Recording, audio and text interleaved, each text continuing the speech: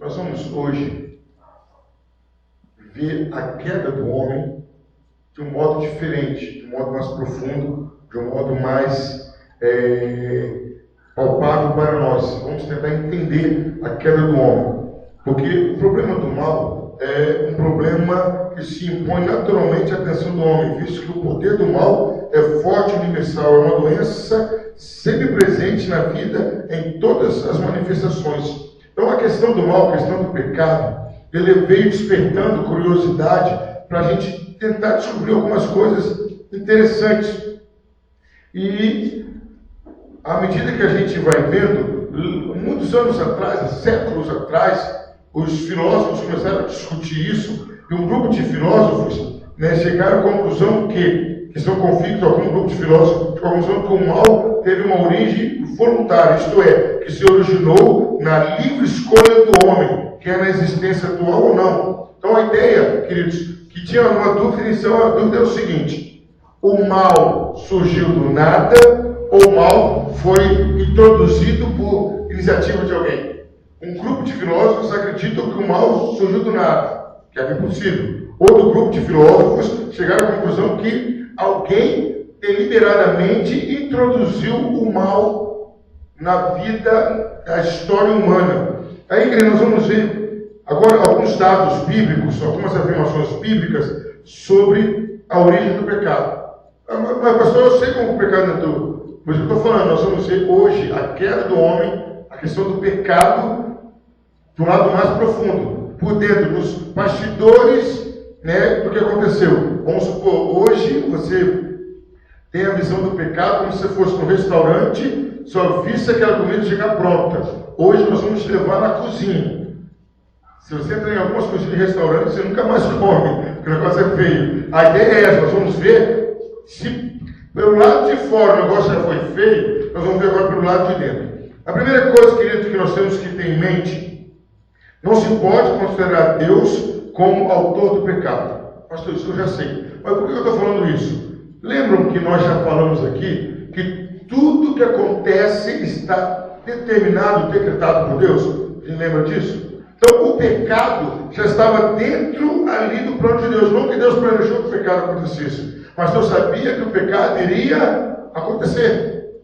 É como a minha vida, como a sua vida. Deus sabe aonde nós vamos errar. Ele não vai nos induzir a errar, pelo contrário, Ele vai fazer de tudo para a gente não errar, mas Ele sabe que nós vamos errar, e Ele sabe as consequências daquele erro, e tudo aquilo que foi planejado por Satanás, para que aquele erro viesse a acontecer. Então Deus tem esse conhecimento. Mas a primeira coisa que ele quer dizer é isso: o fato de Deus já ter a presciência, e o pecado já está dentro do plano de Deus, no sentido que ele iria acontecer, isso sob circunstância nenhuma coloca Deus como autor do pecado. Nós vamos ver alguns textos bíblicos aqui, que eu achei forte e interessante.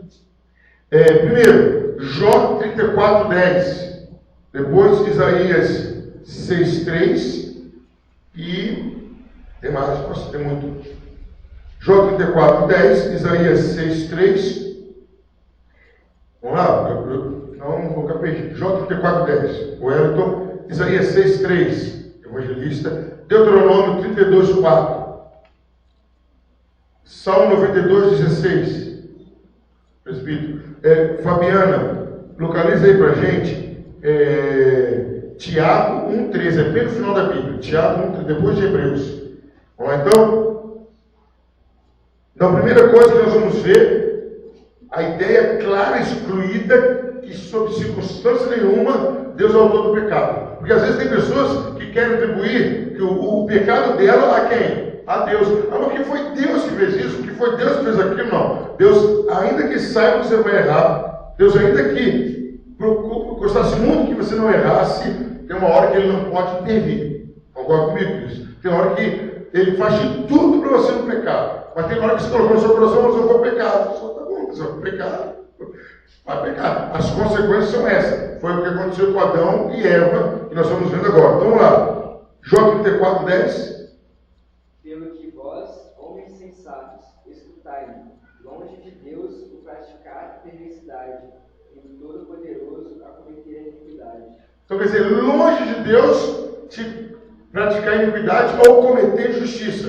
longe de Deus. Isaías 6, versículo 3. E clamavam uns para os outros, dizendo: Santo, Santo, Santo é o Senhor dos exércitos, toda a terra está cheia da sua glória. Então, quer dizer, santo, santo, santo, como nós já explicamos uma vez, é o superlativo para a palavra santo. Quer dizer que Deus é santíssimo. Então ele está acima de qualquer ideia de santidade. Ele é a própria santidade. Agora nós vamos ver, queridos, por que Deus não pode ser o autor do pecado jamais? Porque nele não há falha. Nele não há falha, ele é reto, ele é perfeito. Deuteronômio 32, versículo 4. Depois Salmo... Deuteronômio 32, 4. Salmo 92, 16. Alguém pode procurar para mim também. Ele é a rocha cuja obra é perfeita, porque todos os seus caminhos de juízo são. Deus é a verdade, e não há nele justiça, justo e reto é. Então, queridos, vamos definir um pouquinho o pecado. O que é pecado? É errar. Concorda comigo? O pecado é errar. Vamos simplificar a palavra pecado. O pecado é errar. Se Deus é perfeito em todos os seus caminhos e não há falha nele, ele não pode pecar ou sequer elaborar o pecado. Jamais Deus pode ser considerado autor do pecado, porque nele não há falha. Ele não pode ser tentado pelo mal e ele próprio não tenta ninguém. Aí agora vem uma coisa interessante. Por que Deus não pode ser tentado pelo mal? Porque não há nada em Deus que ele cobice alguma coisa da carne. Porque na verdade o pecado, a tentação é em cima do quê? Da nossa vontade da carne, do nosso desejo. Paulo usa uma palavra até bonita, da nossa concupiscência. O que seria isso? Aprimorando. Do nosso desejo. Se eu tenho desejo de beber, o diabo vai me tentar em cima da bebida. Se eu tenho desejo de fumar, e aí por diante. Então Deus jamais tenta ninguém. Tiago 1,13. Salmo 92, 4. Salmo 92, 4 primeiro, depois Tiago 1,13. Pode ser, Salmo 92, 16. Não, 15. Salmo 92, 15. Para proclamar que o Senhor é justo, ele é a minha rocha, nele não há injustiça. Então, nele não há injustiça, não há falha em Deus. Agora Tiago 1, versículo 13. Ninguém sendo tentado, diga que eu sou tentado, porque Deus não pode ser tentado pelo mal, e a ninguém tenta. Então Deus não pode ser tentado e a ninguém tenta. Deus não vai induzir ninguém a erro. Deus não vai colocar uma alternativa para você que te leve a você cair. Aí que vem, é bom a gente explicar rapidamente a diferença de provação e tentação. Provação vem de Deus. Qual a ideia da provação? Tem duas finalidades: para te fortalecer e para ele ser glorificado. Às vezes a gente é meio egoísta na prova, não é? A prova vai me fortalecer. Não, a prova não é para te fortalecer apenas. A prova vai te fortalecer, mas a prova é para que Deus seja glorificado. O Anderson Freire, nosso irmão Anderson Freire, naquele hino Identidade, ele fala com muita propriedade, né? Dentro da fornalha, vou mostrar quem és. A ideia da prova é a gente mostrar para o mundo quem é o nosso Deus. A ideia da prova é essa. Deus nos prova para que a glória dele seja manifesta. Aí, num momento de intimidade com Deus, ele provar para a gente quem nós somos. Momento de intimidade, mas no geral é para que ele seja glorificado. Então Deus não tenta ninguém, não pode ser tentado, porque a tentação vem exatamente para destruir, para jogar no chão, e ela vem do diabo. A tentação vem do diabo. Ela vem exatamente para destruir, certo? Quando criou o homem, criou o bom, a sua imagem. Ele positivamente odeia o pecado. Então Deus já fez o homem bom. Gênesis 1, 31 diz que e viu Deus que tudo era bom. Não bom apenas para você ver que bonito, mas era bom em todos os sentidos. Agora nós vamos ver alguns detalhes aqui. Deus odeia o pecado. Vamos lá, vamos por partes. Deuteronômio 25, 6. Deuteronômio 25, 6. Salmo, Fabiano, Salmo 5, versículo 4. Wellington, Salmo 11, versículo 5. Presbítero, Zacarias 8, 17. E diaconisa, Lucas 16, 15. 25, 16. Deus odeia, positivamente ele odeia o pecado. O que quer dizer positivamente? Ele não quer o pecado nem para ele, em nenhuma outra vida. Lucas 16, 15. Vamos lá, Deuteronômio 25, 16. Porque abominação é ao Senhor teu Deus todo aquele que faz isto, todo aquele que fizer injustiça. Então, é abominável. Deus acha que é abominável aquele que faz injustiça. Então, Deus não gosta do pecado, não meramente pelo pecado, mas pelo mal que ele faz às suas criaturas. Deus não quer que o pecado aconteça porque ele sabe o malefício que é para as criaturas. Salmos 5, versículo 4. Porque tu não és um Deus que tenha prazer na iniquidade, nem contigo habitará o mal. Então, olha só, ele não tem prazer no pecado e o mal não habita em Deus. Não tem vínculo, não tem ligação nenhuma. Ele não gosta. Para vocês terem uma ideia, nós já falamos isso, a Bíblia já falou isso, que até a morte do ímpio agrada a Deus. Não, ele não quer que o ímpio morra, porque ele sabe que o ímpio está ali, uma vítima passiva do pecado, e morrendo naquele estado vai para o inferno. Então não é do agrado de Deus a morte do ímpio. Agora, Salmos 11:5. O Senhor prova o justo, mas a sua alma odeia o ímpio e o que ama a violência. Então o Senhor prova o justo, ele testa o justo, ele quer que o justo melhore, e a sua alma odeia o ímpio. Mas em que sentido? Não é o ímpio em si, mas as práticas do ímpio. A prática do ímpio, aquilo entristece e desperta a ira de Deus. Zacarias 8:17. Zacarias 8:17. Não planejem no íntimo o mal contra o seu próximo, e não queiram jurar com falsidade, porque eu odeio todas essas coisas, declara o Senhor. Quer dizer, Deus dizendo que aquele que planeja o mal no coração contra alguém, Deus odeia isso. Deus não quer que aquela pessoa maquine o mal. Positivamente, Deus não gosta, ele odeia o pecado. Lucas 16:15.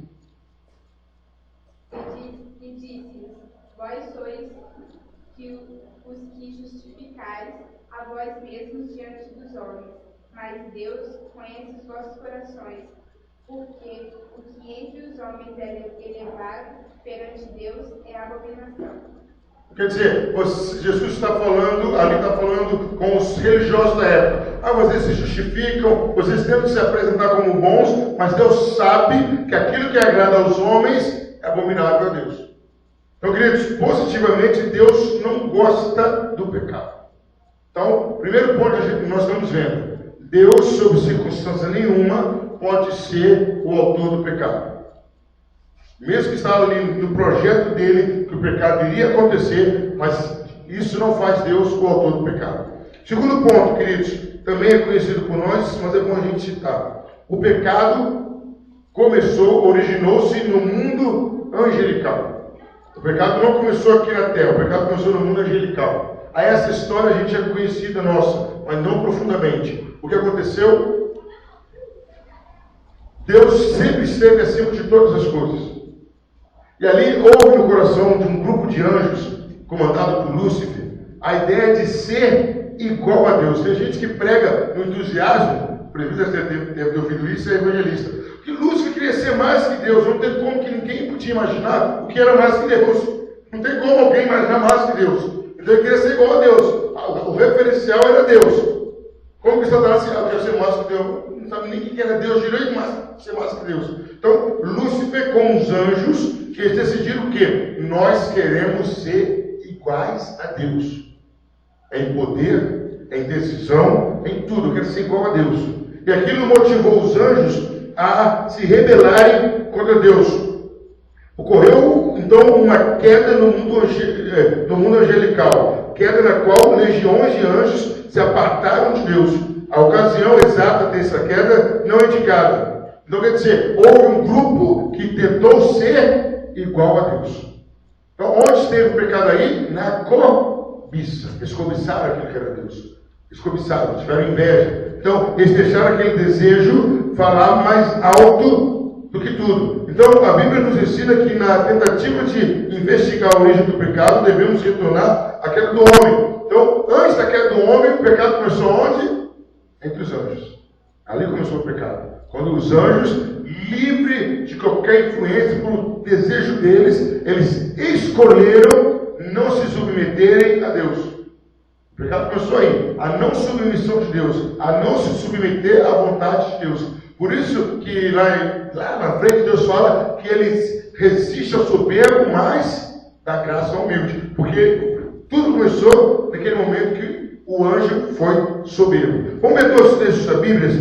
Tem mais, vamos ver 3 textos da Bíblia que vai falar sobre esse ato aí. Vamos lá, João 8,44. Depois 1 de João 3,8 e 1 Timóteo 3,6. Os 3 textos que falam nítida e claramente sobre essa atitude dos homens. João 8,44, 1 carta de João 3,8 e 1 Timóteo 3,6. 1 Timóteo 3,6. Não pode ser sem convertido, para que não se estabeleça e caia na mesma condenação em que caiu o diabo. Então, qual a ideia que Paulo fala a Timóteo? Olha, para ser bispo, não seja novato, para que ele não venha se ensoberbecer, para que ele não venha se ficar orgulhoso, vaidoso. Então, o pecado inicial foi o quê? Orgulho. Os anjos ficaram orgulhosos. Os anjos queriam ser iguais a Deus. Então Paulo fala, cuidado para que eles não caiam no mesmo pecado que caiu os anjos. Qual foi o pecado dos anjos? Soberba. A soberba foi o primeiro pecado dos anjos. O orgulho, aquela sensação de querer ser mais, de poder mais, esse foi o pecado dos anjos. João 8,44. Vós tendes por pai o diabo, e quereis satisfazer os desejos de vosso pai. Ele foi homicida desde o princípio, e não se firmou na verdade, porque não há verdade nele. Quando ele prefere mentira, fala do que lhe é próprio, porque é mentiroso, e o pai da mentira. Então, alguns estudiosos acreditam que, quando fala que ele é homicida desde o princípio, não está se referindo ao princípio da criação da terra, mas está falando lá atrás, lá dos anjos. Lá quando os anjos estavam reunidos, fala, desde o princípio ele já é assim. Então Satanás já é aquele cara que não tem verdade nele. Não tem verdade. Porque com certeza, queridos, isso aí a Bíblia não fala, mas a gente pode deduzir, sem medo de errar, que houve um conselho entre os anjos. Amém, igreja? Houve um conselho. Satanás deve ter sido o líder, com certeza era o líder. Gente, que negócio é esse de Deus ficar acima da gente? Não. Vamos dividir o poder com ele. Então deve ter reunido um grupo de anjos, e o grupo de anjos, vambora. Vamos contigo, vambora. E tudo isso que aconteceu, e foi precipitado do céu até o abismo. Até Jesus fala que o inferno é preparado para quem? Para o diabo e seus anjos. O homem vai para o inferno de enxerido que é. O inferno não foi preparado para o homem, não. Mas o diabo usou a mesma coisa com a Eva. Exatamente. A soberba, o orgulho, você vai deixar acontecer isso? Vai. E a maioria das coisas que o diabo usa, a maior tentação do homem é querer ficar livre do domínio de Deus. Domínio de Deus. Domínio de qualquer tipo de autoridade, o homem tem resistência. Por isso que a grande ênfase do Evangelho é o quê? Humilhai-vos, humildes, submissão, humilhai-vos, humilde. Tanto é que um dos castigos de Eva, qual foi? Agora você não quer se submeter a Deus, agora vai ter que se submeter ao seu marido. Ponto final. Pior ainda, não quis a Deus. Você e Adão vivia num pé de quase de igualdade. A diferença é que você saiu dele, mas agora, não só naturalmente, mas obrigatoriamente, você é submissa a ele. Primeira carta de João, capítulo 3, versículo 8. Quem comete o pecado é do diabo, porque o diabo peca desde o princípio. Para isto o Filho de Deus se manifestou, para desfazer as obras do diabo. Então a ideia desde o princípio aí, não é ali no princípio da criação do mundo, mas desde o princípio que os anjos existiram. Então ele já pega naquela época. Então falar mentira é próprio dele e errar é próprio dele. Então, queridos, o pecado se originou onde? No mundo angelical. Começou lá. O pecado começou lá. Certo? Aí nós vamos ver agora, estamos vendo os dados bíblicos sobre o pecado. Primeira coisa que a gente viu, que Deus não é o autor do pecado, sobre circunstância nenhuma. Segundo, da onde veio o pecado? Da onde começou o pecado? No mundo angelical. Agora nós vamos ver a introdução do pecado na história humana. Com respeito à origem do pecado na história humana, a Bíblia ensina que ele teve início com a transgressão de Adão no paraíso e, portanto, com um ato perfeitamente voluntário da parte do homem. Então, o pecado começou com a determinação de quem? Do homem. Então, eu tenho, queridos, que quando o homem decidiu errar, decidiu pecar, ele abriu uma cratera muito grande. Qual a ideia? Vamos partir da seguinte ideia, que é bíblico isso. Abra sua Bíblia em Gênesis capítulo 3, versículo 6, e alguém lê para mim, pausada e calmamente, e eu quero que vocês observem um detalhe importante. Alguém lê para mim? 3:6. Vendo a mulher que aquela árvore era boa para se comer e agradável aos olhos, e árvore desejável para dar entendimento. Dá uma paradinha ali. Como que começou? E vendo a mulher. Pode ler. E vendo a mulher. Que aquela árvore era boa. Boa. Para se comer. Peraí, então. Como que ela chegou a essa dedução? Ela já estava de olho. O que mais? E agradável aos olhos. Agradável aos olhos. Então, ela já estava o quê? Desejando e cobiçando aquela árvore. Pela árvore em si? Não. O que ele diz lá em Gênesis 2, o 16 e o 17, por gentileza? E o Senhor Deus ordenou ao homem: coma livremente de qualquer árvore do jardim, mas não coma da árvore do conhecimento, do bem e do mal, porque no dia em que dela comer, certamente você morrerá. Aí, desejado por quê? Nós vamos ver isso daqui a pouco, que o diabo conseguiu mostrar para ela, o desejo da Eva não era pelo fruto, era por aquilo que ele representava. O conhecimento do bem e do mal, para dar entendimento. Era essa cobiça de Eva. Porque se fosse por fruto, não faltava árvore frutífera lá. Não faltava. Então quer dizer que o que a gente observa aí? A sugestão do pecado, ela veio de fora. Mas o desejo já estava dentro do coração. Desejo de pecar? Não. Talvez a Eva não estava com desejo de pecar. Mas de fazer aquilo que não era para fazer. A verdade é essa. Não, eu quero aquela árvore ali, porque falou que não pode. E Satanás trabalha em cima disso na vida da Eva.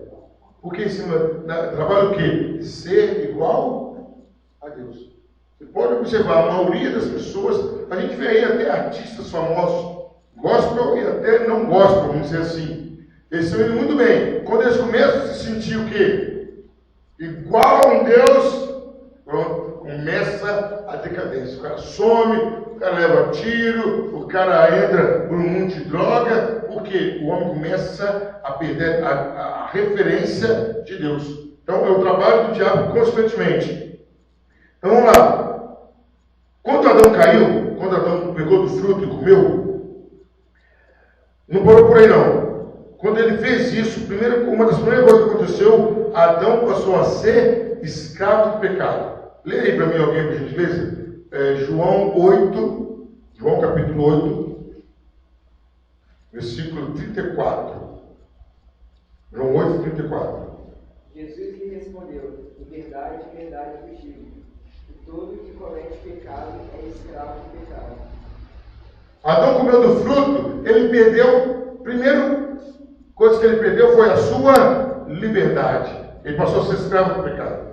O pecado começou a dominar Adão. O pecado começou a fazer de Adão escravo. E aí, não parou por aí não. Ele perdeu, vamos ver algumas consequências. Adão perdeu a sua liberdade. Segundo, com aquilo, Adão trouxe uma corrupção permanente. A corrupção que, dada a solidariedade da raça humana, teria efeito sobre todos os seus descendentes. Então, primeiro, Adão primeiramente perdeu a liberdade. Segundo, Adão contaminou toda a descendência. É igual a gente chegar agora numa caixa d'água e jogar algum tipo de veneno ali. Para onde aquela água for, o veneno vai. Foi isso que Adão fez. Então, primeiro, ele perdeu a liberdade. Segundo, ele contaminou toda a humanidade. Com o resultado da queda, o pai da raça só pôde transmitir uma natureza depravada aos seus descendentes. Dessa fonte de pecado flui numa corrente impura, passando para todas as gerações de homens, corrompendo tudo e todos com que entra em contato. Olha aí, por gentileza, Jó 14:4. Jó 14:4. Então, Adão passou a ser uma fonte comprometedora, uma fonte suja, uma fonte cheia de pecado. Então, tudo que ele produzia era pecado. Jó 14:4. Quem pode extrair algo impuro da natureza? Ninguém. Então, quer dizer, quem pode tirar coisa impura da natureza sendo ela pura? E visto que Adão era impuro, poderia ser alguma coisa pura de Adão? Sob circunstância nenhuma. Aí, olha o mistério, você entende o quê? Por que Jesus teve mãe e não teve pai? Porque José tinha uma ligação forte por ser homem, representando a raça humana. Maria não. Ela veio a ser fruto, Jesus veio a ser fruto do Espírito Santo. Mas ainda isso não é tudo. Adão pecou como chefe representativo de todos os seus descendentes. E, portanto, a culpa do seu pecado é posta na conta deles, pelo que todos são passíveis de punição e morte. Então, primeiro, Adão perdeu a liberdade. Segundo, Adão corrompeu todo mundo. Terceiro, a culpa de Adão cai em todos nós. Em todos nós. Mas, pastor, isso não é justo? Não, é justo sim. Porque o sacrifício de Jesus serve para todo mundo.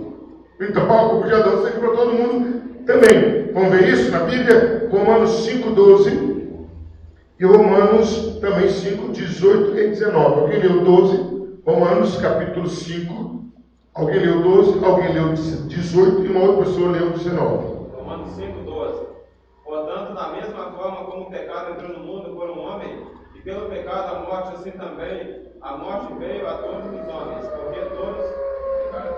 Então, quer dizer, os homens não eram vítimas sob circunstância nenhuma, não eram passivos da morte. A morte não tinha lugar sobre a vida do homem. Quando Adão pecou, ele perdeu a liberdade espiritual, ele contaminou a raça humana, ele trouxe a culpa sobre todos e, para piorar, trouxe a morte gratuitamente para a gente. Veio no pacote, né? Aquela mordida naquele fruto trouxe um pacote privilegiado. Romanos 18. Pois assim, como por uma só ofensa veio o juízo sobre todos os homens para a condenação, assim também, por um só ato de justiça, veio a graça sobre todos os homens para a justificação de vida.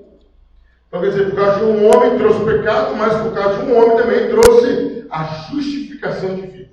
Então, a ideia, queridos, que Adão, ele fez uma coisa que destruiu a humanidade, um ato simples de Adão. E a ideia de saber que a culpa, o erro de Adão está sobre nós, é no sentido de que não que nós tenhamos feito o que ele fez, mas o castigo que veio sobre ele está sobre nós também. Por isso, estamos também sob o mesmo problema da queda do homem. Agora nós vamos ver o seguinte: a natureza do primeiro pecado ou da queda do homem, o seu caráter formal. Pode-se dizer que o primeiro pecado do homem constituiu em comer ele da árvore do conhecimento do bem e do mal. Não sabemos que espécie de árvore era. Poderíamos ter uma amareira, ou uma figueira, ou qualquer outra árvore frutífera.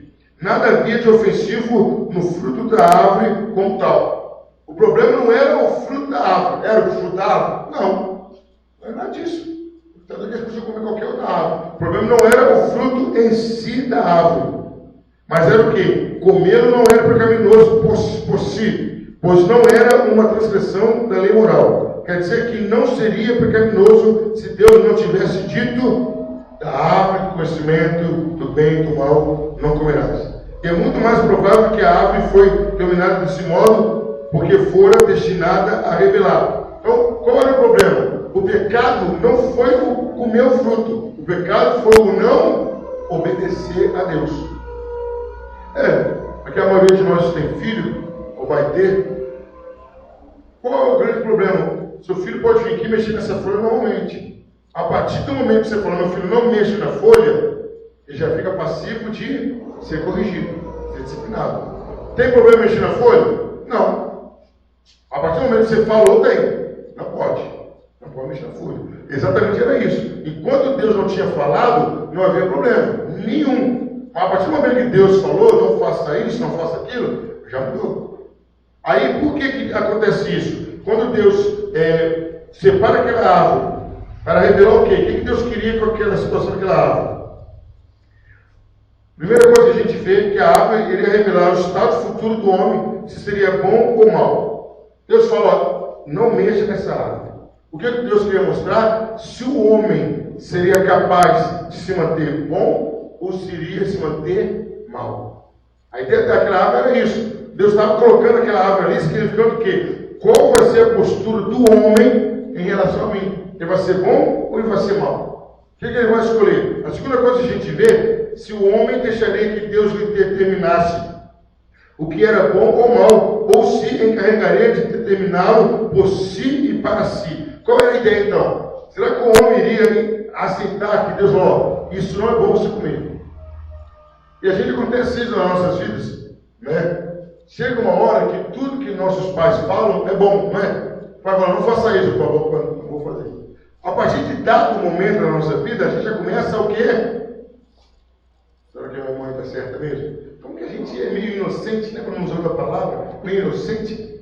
Quando a gente é pequenininha, a mãe coloca qualquer coisa na madeira, a gente mama com força, né? Não quer nem saber o que é. Quando a gente é pequeno, o pai coloca a gente no carro, não é nem onde que a gente dorme no carro. Depois que cresce, a gente começa a achar se o pai e a mãe está certo ou não. Foi isso que Adão e Eva fez. Deus fez tudo bom. Aí naquela hora não fala, será que Deus está certo sobre essa árvore? Se Deus fez tudo bom, por que ele vai errar logo nessa árvore? A ideia é essa. Deus queria mostrar, queria descobrir em Adão se ele seria submisso ao que Deus falasse ou não. Porque o homem podia falar que não. Deus falou que essa árvore não é boa. Eu não vou comer daquela árvore.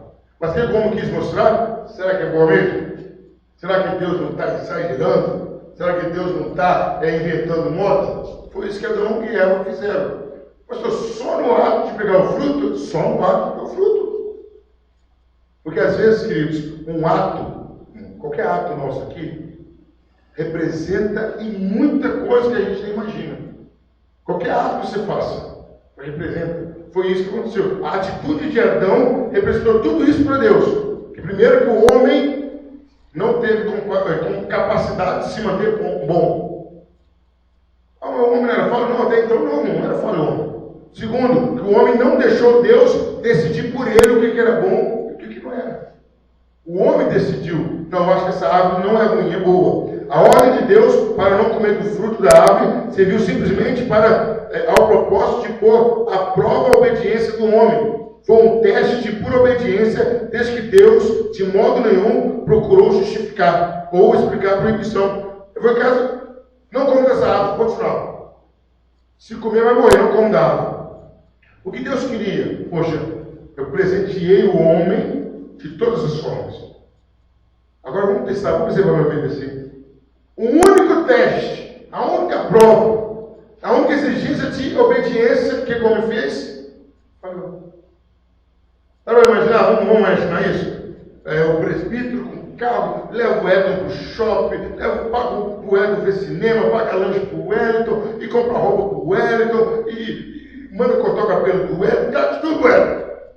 O Wellington está sem crédito e coloca crédito no celular. Aí um dia o presbítero vira para o Wellington e fala assim, Wellington, olha só, eu vou sair aqui da igreja, eu não quero que você vá lá fora. Não tem nada demais lá fora, não tem nada demais.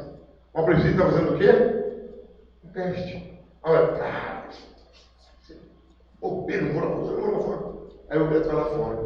É a hora que o Wellington perde todos os outros privilégios do presbítero dava. Foi isso que Adão fez com Deus. Deus deu tudo para Adão, até a mulher conforme ele queria. O que Adão fez? Só um teste. Adão não passou. Então, queridos, a ideia que Deus falou, dessa árvore não comereis, podia ser qualquer outra árvore, não era aquela árvore principal. Era colocado o homem à prova da obediência. Adão tinha que mostrar sua disposição para submeter a sua vontade à vontade do seu Deus com obediência explícita. Ali a questão foi essa. Qual vontade quer prevalecer? A vontade de Adão ou a vontade de Deus? Adão podia até ter vontade de fazer aquilo, mas o que ele tinha que fazer? Não, por causa de Deus, não vou fazer. Quando a gente lê o texto, Adão só fez isso, mas quando você analisa o texto, rapaz, Adão pisou na bola, né? Ele podia ter, não, por causa de Deus, não vou fazer isso, não, vou deixar para lá. Bom, número 2, o seu caráter, o caráter essencial e material. O primeiro pecado do homem foi um pecado típico, isto é, um pecado no qual a essência real do pecado se revela claramente. A essência desse pecado está no fato de que Adão se colocou em oposição a Deus, recusou-se a sujeitar a sua vontade à vontade de Deus, de modo que Deus determinasse o curso da sua vida. Esse ato de pegar o fruto, Adão quis dizer para Deus o seguinte: não me submeto à sua vontade, eu vou fazer do meu jeito. Eu acho que essa árvore não tem nada a ver, eu acho que não tem problema comer esse fruto. O problema não era se tinha problema ou não. A ideia de Deus era o quê? Adão vai se submeter à minha vontade.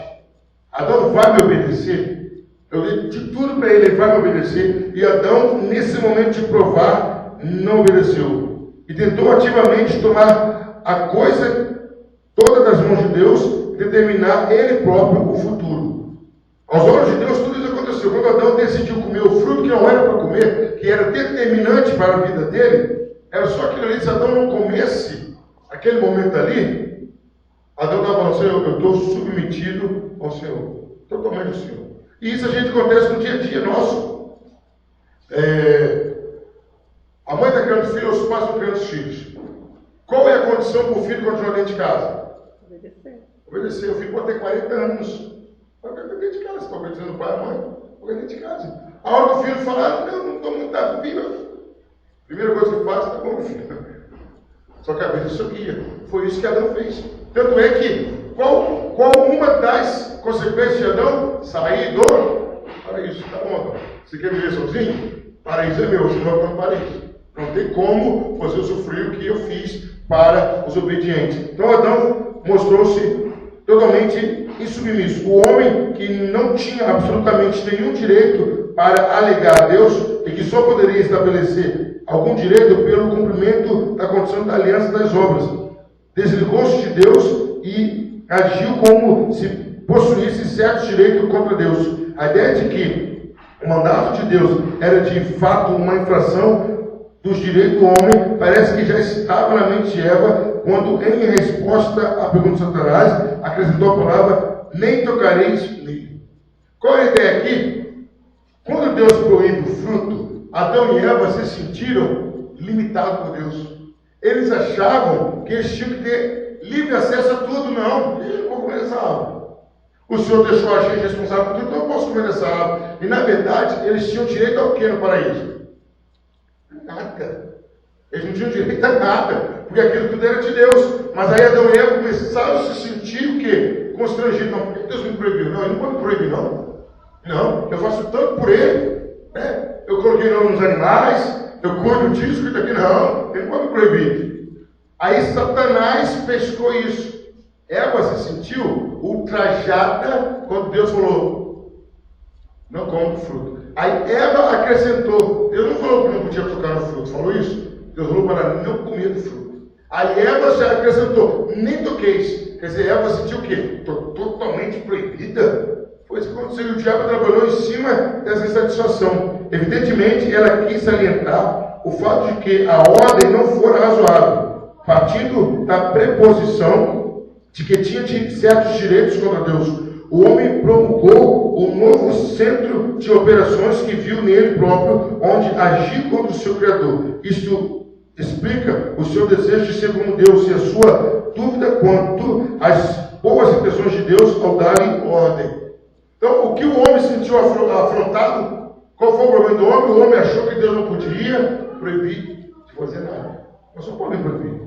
Não, eu sou uma pessoa livre. Não, tem direito, o senhor não pode colocar nenhuma condição para mim. Foi isso que incomodou Eva. Poxa, peraí. Olha o absurdo de Eva. Olha o absurdo de Eva, ou de Adão também.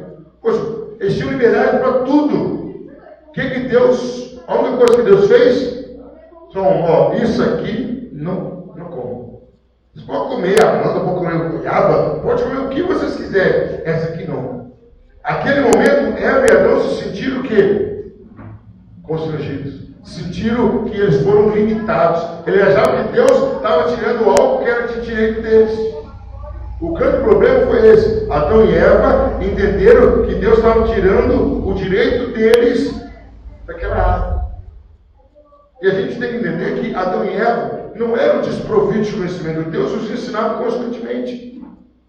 Mas eles se acharam que aquela lei, que aquela exigência, que aquela condição que Deus colocou a eles foi o cúmulo do absurdo. Naturalmente,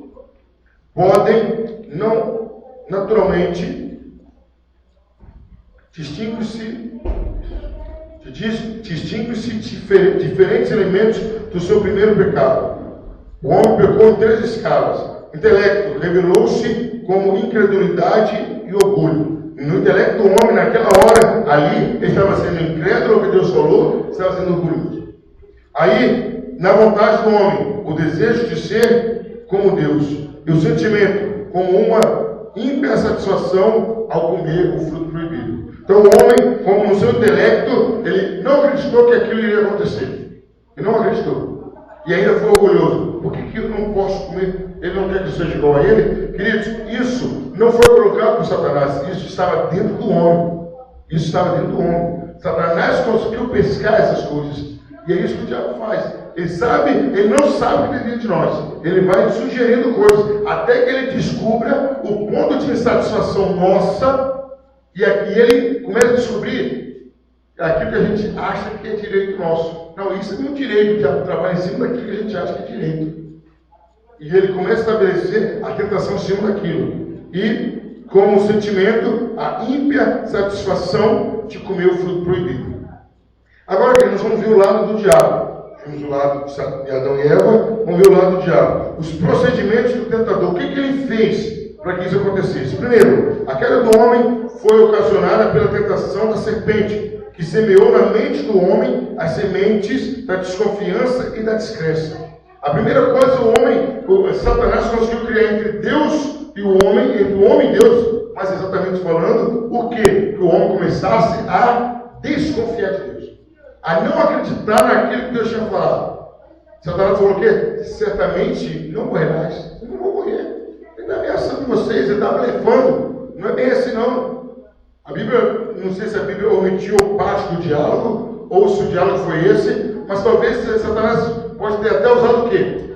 Deus é bom. Você acha que ele vai matar você? É o que muita gente acontece hoje, né? Deus é bom e vai te mandar para o inferno? Ele não vai te mandar para o inferno, você vai só para o inferno. Deus não precisa nem te mandar para o inferno. A Bíblia não sei se é real, mas a Bíblia fala. Quantas vezes que o diabo tentou tentar Eva? Mostra uma vez só.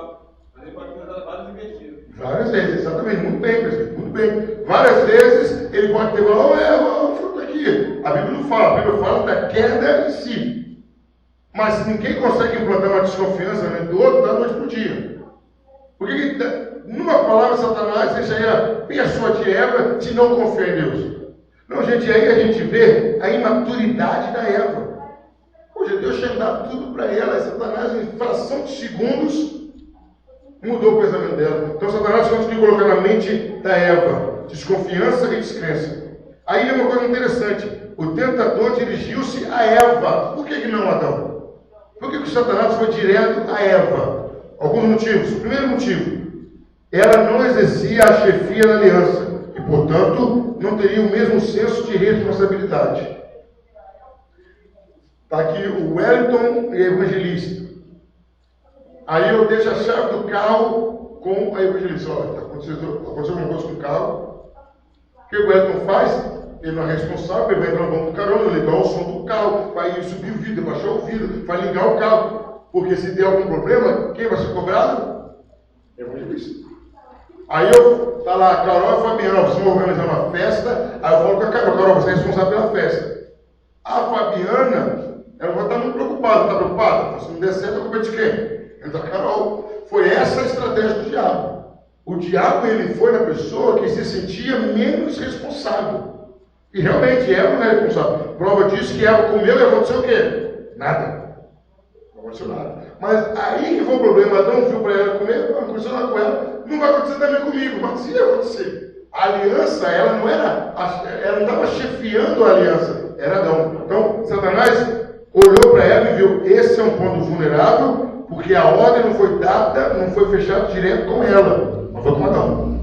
Então, Adão era mais vigilante e Eva menos vigilante.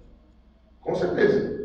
Chegar aqui para o presbítero e para a diaconisa e falar aqui, ó, aqui tem, em nome de Deus, aqui tem 10 mil reais. Eu vou ali, presbítero, é sua responsabilidade. E eu também vai sair, vai tomar refrigerante, porque quem é responsável? É o presbítero. Se sumir, eu não vou nem falar com a Tamires, vou falar com o presbítero. Foi essa a ideia que Satanás pescou em Eva. Eu vou na Eva porque ela não é responsável. Ela vai estar menos tensa por esse momento. Segundo motivo, não recebeu diretamente a ordem de Deus, mas apenas indiretamente, e por consequente, seria mais suscetível de ceder à argumentação e de duvidar. Bom, na verdade, Deus não falou comigo, não é? Falou mais com Adão. Não foi bem comigo que Deus falou. Deus falou com Adão. Então, Satanás pescou isso. Mas qual era a ideia? Que Eva tinha que ter consultado Adão, ou Adão tinha que estar mais próximo dela, ou Adão, minha filha, você comeu, o problema é seu. Se vira nos 30. Eu não estou nem aí para você não. Você comeu, é contigo com ele. Terceiro, seria sem dúvida o instrumento mais eficiente aí para alcançar o coração de Adão. Então o que acontece? Com certeza Eva deve ter comentado, Adão deve ter visto ela comer, a mulher comeu, não tem jeito, né? Vou ter que comer também. Então a Eva era o ponto fraco de Adão. Não por ela ser frágil, mas pela aliança ter sido feita com Adão. Então, a Eva era mais frágil. E a gente pode observar uma coisa que veio aqui na minha mente interessante. Algumas exceções. Mas num casal, quem se preocupa em gastar menos? O homem ou a mulher? O homem, porque ele sabe que é difícil ganhar aquele dinheiro. A mulher não, a mulher fala, eu faço, mas ele paga, eu faço, mas ele paga. Né? Geralmente, toda regra tem exceção. Então a ideia foi essa. A Eva falou assim, isso aí guardou Deus, isso aí ele conversa lá com Deus. Então Eva foi a parte frágil de Adão. O curso seguido pelo tentador é bem claro. Em primeiro lugar, ele semeia as sementes da dúvida, pondo em questão as boas intenções de Deus, insinuando que sua ordem era realmente uma violação da liberdade e do direito do homem. Satanás quis mostrar o quê? Deus não está com boa intenção nisso aí não, Eva. Você acha que Deus está fazendo isso para o seu bem? Não é para o seu bem não, Eva. Deus não está com boa intenção não. E Deus está violando o seu direito de liberdade. Satanás conseguiu convencer isso. E queridos, se você parar para analisar e buscar, quando você já caiu, ou quando alguém caiu na tentação, o diabo consegue persuadir a pessoa, falar, você tem esse direito, vai lá, você merece ser feliz, sabe que é sua, vai lá, você acha que Deus vai fazer isso com você? Claro que não. Ele usa exatamente em cima disso. Ele trabalha em cima daquilo que o homem já está insatisfeito. A outra coisa que nós observamos, quando nota pela reação de Eva que a semente tinha criado raiz, acrescenta essa semente da descrença e do orgulho, negando que a transgressão resultaria na morte, e dando a entender claramente que a ordem divina fora motivada pelo objetivo egoísta de manter o homem em sujeição. Satanás lançou a semente. Quando Eva falou assim, nem tocarei, Satanás sabia que Deus tinha falado. Opa, Eva está insatisfeita. Eva está insatisfeita. E, queridos, a tentação, vamos e venhamos, ela trabalha numa área da nossa insatisfação. Vamos dar um exemplo aqui bem longe do nosso. Por que alguém entra na vida do tráfico ou do roubo? Porque ele está insatisfeito com a situação financeira dele. Foi trabalhou. Chegou no final do mês, aquela fortuna de R$800. Quando chega na mão, R$800, R$800, aluguel para 150. O João de gás mais 50. Caixa de leite está R$30. Carregador, é um mês, 2 meses, 3 meses, criança pedindo isso, ao filho que é um tênis, a menina que é maquiagem, o outro que é telefone. Ele fala, veja, o negro, né, o comandante aqui, ele era agente da... que coloca veneno nas casas, para acabar com a dengue. Esqueci o nome agora. Não, da dengue, qual o nome? Eu dei o nome, era agente... Não é de saúde, não tem esse pessoal que anda com a pranchetinha na mão, aí vai lá, escreve atrás da sua porta. Qual o nome? Agente sanitário? Não é agente sanitário. Da dengue. Ele era caçador de dengue. Pronto, vamos lá, assim. Ele achava os focos da dengue. Ele vivia disso. Mas andava, aí ele virou ajudante pedreiro, aí que piorou a situação. Aí, eu vou ficar nessa vida? Não tem como. O outro que eu conheço também, ele via a mãe catar papelão, e aí eu disse, mãe, meu sonho é vou te dar uma televisão colorida para a senhora. Isso tem 30 anos atrás. 30 anos atrás, a televisão colorida era coisa do outro mundo. Tinha gente que colocava plástico azul para ficar colorido, né? Lembra, né? Colocava plástico azul, o outro colocava vermelho, cada dia era um plástico, né? Colorido. E ele começou a trabalhar, a juntar papelão. A primeira televisão que ele comprou, ele conseguiu pagar em 10 vezes. Aí ele usou para as mulheres na feira, chegou uma hora que ele achou o caminho. Então, o que nós estamos detectando? Que lá na época, a insatisfação gerou ocasião para a tentação. Até rimou, né? Insatisfação gerou ocasião para a tentação. E, meu querido, uma pessoa insatisfeita é a pior coisa que tem no mundo. Você dá até uma picanha para ela, ela acha ruim. Você dá Coca-Cola, ela acha ruim. Você compra aquele bombom, Cacau Show, ela acha ruim porque ela está insatisfeita. Quer ver uma coisa que me incomoda? Sapato apertado nos seus dedos machucados. Meu Deus do céu. Pode dar um louvor caindo fogo, você está ali murmurando, reclamando que esse pé dá nada. Insatisfação gera ocasião para a tentação. Foi isso que Satanás descobriu. Eva está insatisfeita. Eva não gostou da ordem que Deus deu para Adão. Aí gerou toda essa turbulência. E aí ele questionou, nem morrer vocês não vão. Aí quando Eva comeu e não morreu, ela deve ter pensado o quê? Aí Adão, morri não, eu vivi Adão. Deus aparece, não funciona não. Aí Adão comeu também, aí Deus aparece e fala, eu te avisei que não ia ser desse jeito que funcionava. Vamos lá. Ele afirma que ao comer da árvore, o homem passaria a ser como Deus. As elevadas expectativas assim geradas induziram Eva a observar com atenção a árvore. E quanto mais olhava, melhor lhe parecia o fruto. Então o diabo falava e ela olhava. O diabo falando e ela olhando. Começou até a babar pelo canto dele. Fruto gostoso. Aí ele dá a cereja do bolo. Você vai ser igual a Deus. Quem vai dar ordem agora é você. Você vai conhecer de tudo. Você não vai mais precisar de esperar Deus na viração do dia, não. Você vai conhecer de tudo. Aí vai embora. Então, o diabo ia falando, ia olhando, ia mirando. Foi isso que aconteceu. Né? A gente conhece um pastor, o presbítero conhece também, que falava que o peixe não morre pela boca, não morre pelo olho. Né? Na intenção dele era o quê? Se o peixe não olhasse, aí isso que ele não ia com a boca. Se Eva não tivesse olhado para o fruto, né?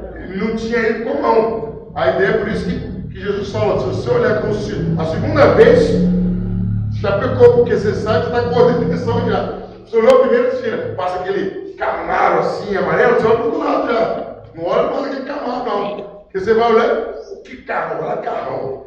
Carrão! Pronto, já desejou que não era seu, que arrumou problema com a sua vida. Pastor, por isso que Jesus fala que tem uma coisa a gente só de pegar, antes que a gente arranca ele. Exatamente. Se o teu olho faz pecar, arranca, é melhor você ir cego de olho. Se o tua mão te faz pecar, arranca o seu pé, arranca. É melhor você ir manco para o céu do que com os dois pés para o inferno. Aí, mas Jesus é radical assim. Mais radical. Vamos lá. Finalmente o desejo lhe moveu a mão e ela comeu do fruto e também o deu ao marido e ele comeu. Então o que acontece agora aqui, queridos? Adão cede à tentação e come. Então agora nós vamos interpretar a tentação para a gente estar terminando esse ponto. Vamos estar terminando, interpretar a tentação. Pode-se provar que assim foram entendidas pelos escritores bíblicos mediante muitas referências, como, por exemplo, nós vamos ver alguns textos bíblicos aí. Vamos lá. Tá bom. Presbítero, Jó 31, 33, Diaconisa, Eclesiastes 7, 29, Wellington, Isaías 43, 27, Oséias 6, 7. 43, 27.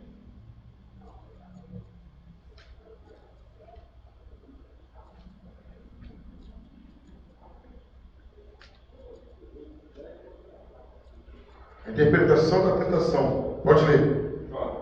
31, 33.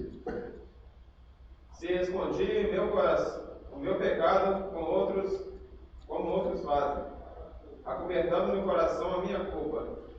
33? Isso, não é isso mesmo. A ideia é o quê? Que a interpretação da tentação, que já havia um pecado, a Eva estava escondendo aquele sentimento dentro dela. Agora, Eclesiastes 7, 29. Vede, isto tão somente achei, que Deus fez ao homem reto, mas eles buscaram muitas invenções. Vamos dizer, a ideia é o quê? Deus tinha feito o homem corretamente, a tentação veio para corromper isso. Isaías 43, 27. Ô, Fabiano, por gentileza, 1 Coríntios 5, 21. Pode ir, Isaías 43, 27. Teu primeiro pai pecou, teus intérpretes se rebelaram contra mim. Então, queridos, essa história não é história da carochinha, não. Aconteceu mesmo. Tem pessoas que querem falar, essa é a história da carochinha, não. O pecado aconteceu num dado momento, o homem permitiu o pecado entrar na terra. Oséias 6, 7. Mas eles traspassaram o concerto, como Adão. Eles se portaram aleivosamente contra mim. Então, queridos, esses textos estão querendo provar o quê? A história da tentação aconteceu mesmo. Não é a história da carochinha, não é uma coisa alegórica, não, é um fato histórico. Presbítero, lê depois para mim, 2 Coríntios 11, 3, e diaconista 1 Timóteo 12, 14. Agora, 1 Coríntios 5, 21. 1 Coríntios 5, 21.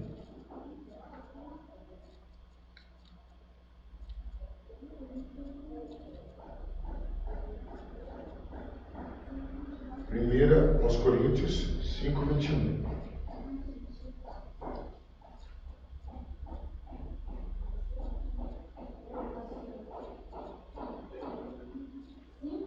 Isso.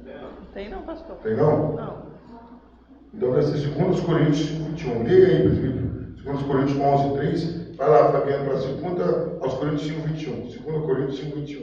2 Coríntios 11, 3. O que receio e quero evitar é que, assim como a serpente enganou Eva com astúcia, a mente de vocês seja corrompida e se desvie da sua sincera e pura devoção a Cristo. Então vamos lá. Qual a ideia? A serpente, porque as pessoas estão querendo tornar isso tudo figurado. Não. Tudo isso realmente aconteceu. A serpente era a serpente mesmo. Ah, não era Satanás, não, era a serpente. Satanás se incorporou nela, entrou nela, a deixou endemoniado, diabolizado, sei lá, mas era a serpente. Leia aí, 2 Coríntios 5, 21. Aquele que não conhece pecado, esse pecado por nós, para que nele possamos ser justiça de Deus. Então, pecado existiu um momento exato do texto, um momento exato da história. Aí outra coisa que a gente pode ver, queridos, que a serpente era serpente mesmo. Tem gente que fala, não era bem serpente, não. Satanás fez uma figura, não, era serpente. Olha aí, Gênesis 3, 1. A serpente era serpente mesmo. Olha como que o autor fala. Ora, a serpente era o mais astuto de todos os animais selvagens, que o Senhor Deus tinha feito. E ela perguntou-lhe à mulher, foi isso mesmo que Deus disse? Não coma de nenhum fruto das árvores do jardim? Estava falando que a serpente era simbólica, e não, ela é até comparada com outros animais. Ela era mais astuta que todos os animais. Não? Era serpente mesmo, era cobra, era serpente mesmo, era réptil mesmo. E isso prova também no castigo que ela recebeu. Olha só o versículo 14 e 15, por gentileza. Pastor, mas só antes de ler esse negócio aqui, antes do castigo dela, aqui também não fala que a serpente não andava as coisas. Acho que a serpente, quando ela começou com ela, porque ela era tipo da serpente no Egito, que é Nádia que fala? Nádia. Isso, que levanta aquela fica na altura assim. Isso não mostra. Só depois que no versículo 14 vão ler agora, hein? É que Deus fala que ela vai arrastar sobre o ventre dela, que cobra raça. Não, mas ainda existem as nádias ainda que ficam em pé. que a interpretação que eu faço, presbítero, é que ela já andava rastejando, se rastejava, mas a partir de então ia ser por motivo de humilhação. E uma coisa, eu sou presbítero, senta aí, por gentileza. Uma coisa, concorda? Agora você vai sentar aí. Vamos supor que eu sou um policial armado, mas senta aí. Você vai sentar contrariado. Você está aí não por um convite amistoso ou por um privilégio, mas porque eu te obriguei. Então eu interpreto assim, que houve essa mudança de significado. É como a mulher, concorda comigo que a mulher já se submetia ao homem? Já tinha aquela submissão prazerosa. Mas agora o que? É a obrigação. Independente se você gosta ou não, você tem que submeter. Eu não vejo essa possibilidade, porque ela era um réptil. O réptil não tem essa espinha vertical, essa dorsal, ela não consegue equilibrar. E graças a Deus, você encontrar com uma cobra em pé, meu Deus do céu, se encontrar com uma anaconda em pé, uma jiboia em pé. Vamos lá, veio 14:15, por gentileza. Então o Senhor Deus declarou à serpente: uma vez que você fez isso, maldita é você entre todos os rebanhos domésticos e entre todos os animais selvagens. Sobre o teu ventre tu rastejarás, e o pó comerá todos os dias da tua vida. Então quer dizer, o 15 também, pelo 15? Porém, inimizade entre você e a mulher, entre a descendência da mulher e a tua descendência. Essa lhe ferirá a cabeça e tu lhe ferirás com o calcanhar. Então quer dizer, aí era a serpente mesmo. Porque fala, olha, ela estava representando Satanás, pode até ser, mas era uma serpente que rastejava. Era uma serpente mesmo, não era figurado, não era supostamente. A Escritura dá a entender claramente que a serpente foi apenas um instrumento de Satanás. E que Satanás foi o real tentador, que agiu na serpente por meio dela, como posteriormente agiu em homens e em porcos também. Vamos ver? Satanás agiu na serpente, mas agiu em homens e em porcos também. Vamos lá. Romanos 16:20 e Apocalipse 12:9. Fabiana lê Apocalipse 12:9. E o Elton lê Romanos 16:20.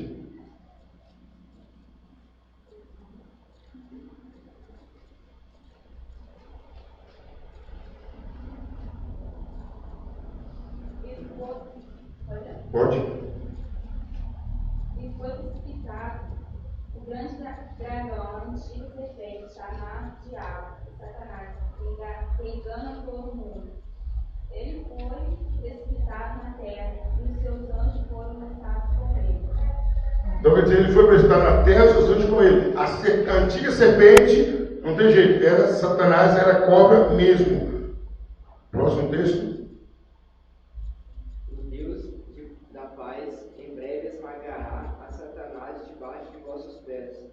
A graça de nosso Senhor Jesus seja convosco.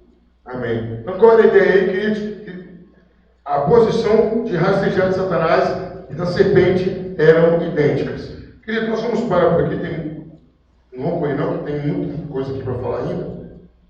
Então estamos analisando o estado original do homem na queda. Vimos antes como era o homem antes da queda. E agora nós estamos vendo os bastidores do homem quando caiu. Amém? Então, se Deus assim permitir, terça-feira que vem não vai ter